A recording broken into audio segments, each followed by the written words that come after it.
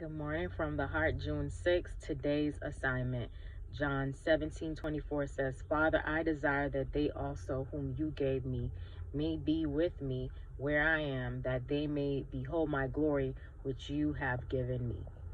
Christ was infinite in wisdom, and yet he thought best to accept of Judas, although he knew what were his imperfections of character. John was not perfect. Peter denied his Lord, and yet it was of men like these that the early Christian church was organized. Thank God. Jesus accepted them that they might learn of him what constitutes a perfect Christian character. The business of every Christian is to study the character of Christ. The lessons which Jesus gave his disciples did not always harmonize with their reasonings. The Redeemer of the world ever sought to carry the mind from the earthly to the heavenly.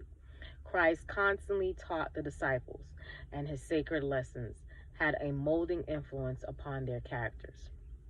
Judas alone did not respond to divine enlightenment.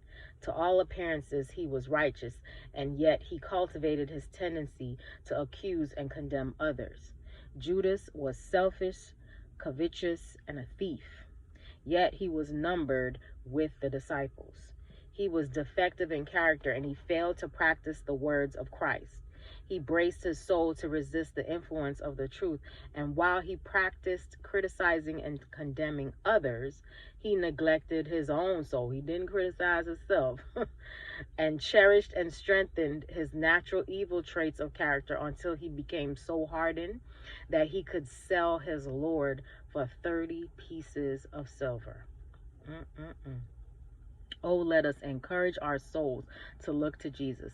Tell everyone how dangerous it is to neglect the soul's eternal healthfulness by looking upon the diseased souls of others, by talking upon the uncomeliness of character found in those who profess the name of Christ. The soul does not become more and more like Christ by beholding evil, but like the evil which it beholds. Let us remember that our great high priest is pleading before the mercy seat in behalf of his ransomed people. He ever liveth to make intercession for us. The blood of Jesus is pleading with power and efficacy for those who are backslidden, for those who are rebellious, for those who sin against great light and love. I got so many prodigals in my life, Lord, help us. He will not forget his church in the world of temptation. Hope you have a great day today. Live from the heart.